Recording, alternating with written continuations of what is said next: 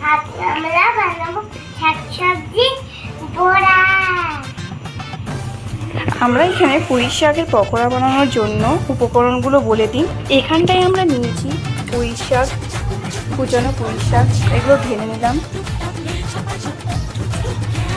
তারপর নিয়েছি ডাল বাটা, মটরের ডাল বা আপনারা যে কোনো মসুরির ডাল নিতে পারেন। মটর ডালের মধ্যে দিয়েছি লঙ্কা বাটা, রসুন পেস্ট করে নিয়েছি।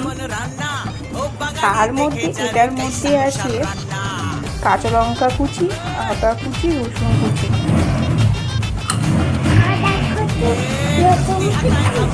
তারপরে এটা পেঁয়াজ কুচি। লঙ্কা কুচি, জিরে বাটা, হলুদ দিয়ে বার করে। তারপর এখানটায় নিয়েছি লঙ্কা গুঁড়ো, লবণ, পরিমাণ মতন হলুদ গুঁড়ো। তারপর এখানটায় নিয়েছি চালের গুঁড়ো, পরিমাণ মতন দিয়ে দিলাম।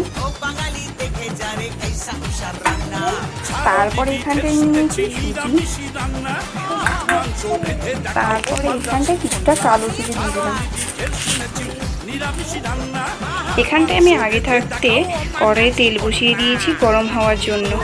তারপর এটা ভালো করে আমি মেখে নিব।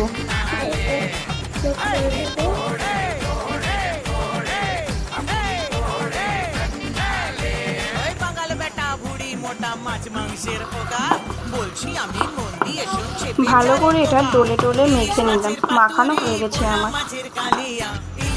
তারপর এরকম করে নিয়ে একটা একটা করে তেলে দিয়ে দিব। আমার লাইটের জন্য কালারটা এরকম আসছে।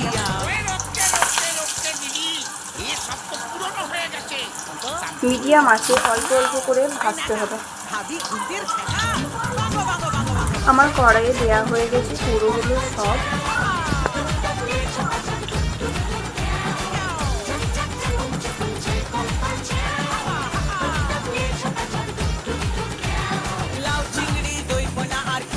এবার এপট এপট করে ভেজে নিব।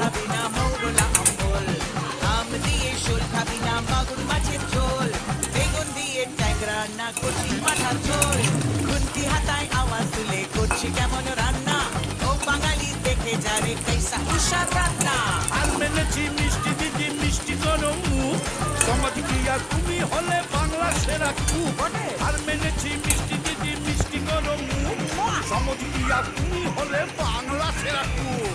ভালো করে এপিট ওপিট ভেজে নিলাম। এবার তুলে নিব লাল লাল করে। এক এক করে প্লেটে তুলে নিচ্ছি। আমার পকোড়া তৈরি হয়ে গেছে। এবার আমি জেনে নিই কেমন হয়েছে পকোড়াটা, খেয়ে বলো।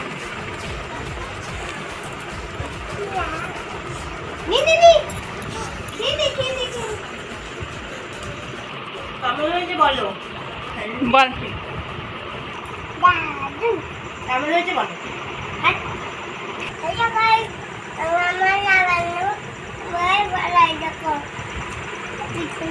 হ্যালো গাইস, কত বড় কেমন হয়েছে বলো। বলো কেমন হয়েছে বলো।